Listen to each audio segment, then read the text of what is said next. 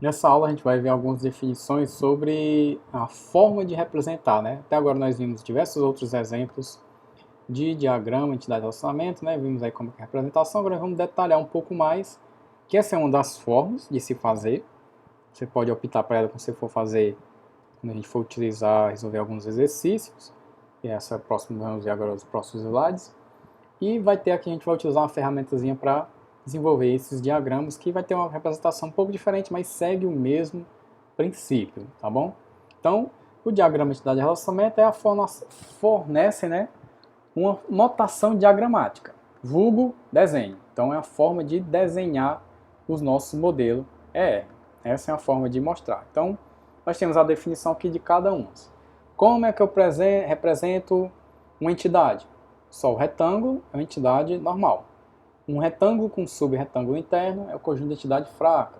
O losango representa os relacionamentos, já vimos alguns exemplos. O losango com losango interno é o relacionamento de identificação.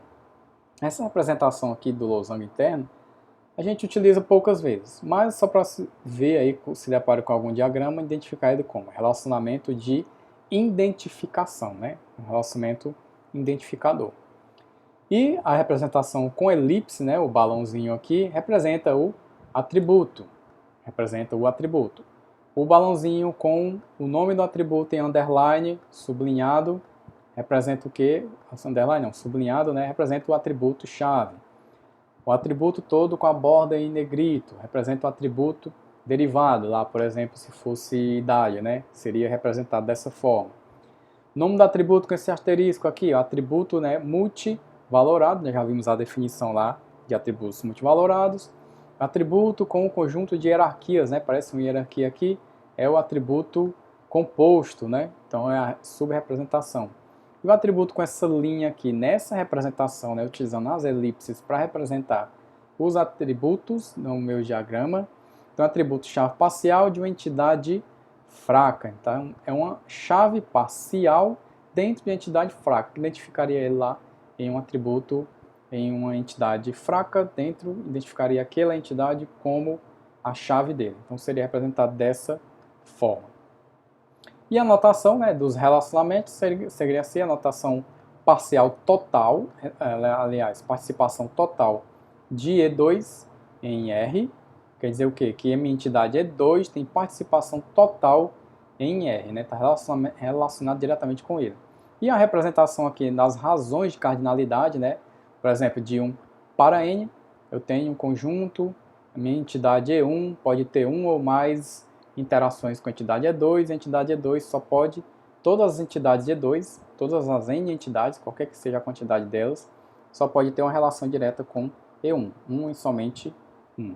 E tem a sua outra representação de cardinalidade, que é utilizando o atributo de mínimo, a quantidade mínima necessária e a quantidade máxima possível para haver um relacionamento entre uma entidade e a outra.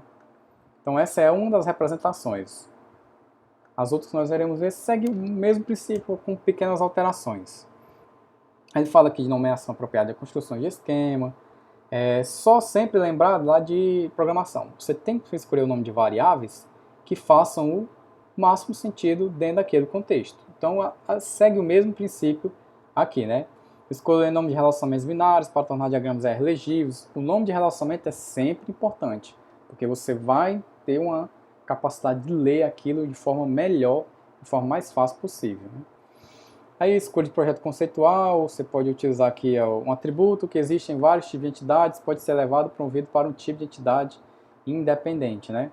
O que é que ele fala aqui? Tipo de entidade aluno, professor, disciplina, com atributo departamento. Todos eles, aluno, professor e disciplina, têm um atributo departamento. Então, posso, o que ele fala, elevar esse atributo departamento para um conjunto de entidades. Então, eu posso promover ele para, em vez de ser atributo em comum a todas essas entidades, promover ele para uma nova tabela, promover ele para uma nova entidade chamada departamento.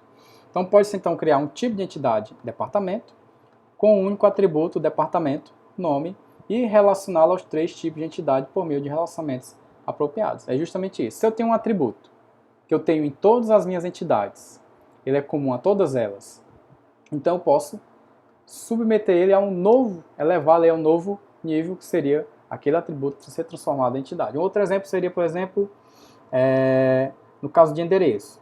Aluno tem endereço, professor tem endereço, seria um exemplo dessas duas entidades. Se todos eles têm o mesmo atributo que em comum endereço, eu poderia levar o meu atributo endereço para uma nova entidade. Eu chamaria aquela entidade de endereço e conectaria aluno e professor àquela nova entidade chamada endereço. É isso que ele quer dizer aqui. Seguindo em frente, notações alternativas para diagramas, né? Como nós vamos ver, tem outras formas de se desenhar os diagramas UML. Pode ser aqui a utilização daquele princípio de mínimo e máximo, né? A notação associar um par de números inteiros, que ele fala aqui a notação mínima e a notação máxima, podendo seguir esse mesmo princípio aqui, separado por 2 pontos, ou no caso aqui ele utiliza a notação mínima e máxima, separado por vírgula, né? A quantidade mínima que uma entidade se relaciona com a outra, a quantidade máxima que uma entidade se relaciona com a outra. É isso que ele quer falar.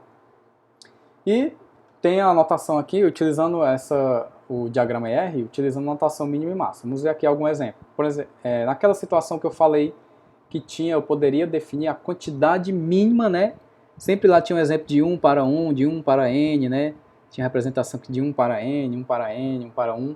Mas eu poderia ter, aqui nesse exemplo, de 4 para n. Então, estou dizendo o quê? Que um funcionário, nesse relacionamento, trabalha em um departamento. Então, eu estou dizendo o quê? Que nesse relacionamento de departamento a funcionário, eu estou definindo que existe uma quantidade mínima, a quantidade mínima aqui, né, utilizando essa definição mínima de 4 funcionários, ou seja, só vai existir, eu só vou conceituar nesse meu diagrama quem é departamento se possui pelo menos 4 funcionários, 4 ou mais funcionários. Tem 4 funcionários, então eu classifico ele como departamento. Então é isso que ele quer definir aqui, ele quer ilustrar. Eu posso ter aqui, tem várias outras situações aqui de aplicação da notação mínima e máxima em relação às nossas cardinalidades. Na prática nós vamos ver isso, ficar bem interessante. E uma outra forma bastante comum de representação de diagramas, que é o diagrama da UML, que quem já fez a orientação a objetos aí deve ter se deparado com ele em algum momento. Então a notação UML segue quase mais ou menos o mesmo princípio, a única forma que muda é a forma de representação. Nós temos aqui a representação das nossas entidades, ou no caso aqui das nossas classes, né? E o relacionamento entre elas. Existe uma forma de representar a quantidade, né? Ou multiplicidade entre as entidades. De 1 aí ponto 1, 0 ponto asterisco, 0 ponto 1, que segue o mesmo princípio, que é a quantidade de vezes que, por exemplo, departamento se relaciona com funcionário, a quantidade de vezes que funcionários se relacionam com projeto. Isso eu consigo deixar bem clara a definição, eu consigo representar da mesma forma.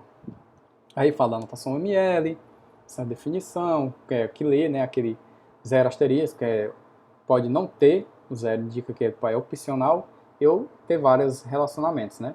E de 1 para 1 indica que é obrigatoriamente ter um e no mínimo um relacionamento entre eles. No 1 e no máximo 1, né? Associação, em relação ao grau 2, é a mesma coisa representada aí de relacionamentos. Depois vamos ver alguns tipos de relacionamento, né? Escolher entidades, aí que já não nos interessa. Deixa eu ver aqui outros. Aí tem esse exercício aqui, que é interessante que vocês tentem fazer, a resposta dele está no próximo slide. Esse slide já está disponível para vocês no CHA. Então é interessante que vocês tentem fazer ele por partes. Pega esse exercício, vocês vão deparar isso com várias vezes, vai ter um texto identificando qual o minimundo daquele diagrama que deve ser elaborado.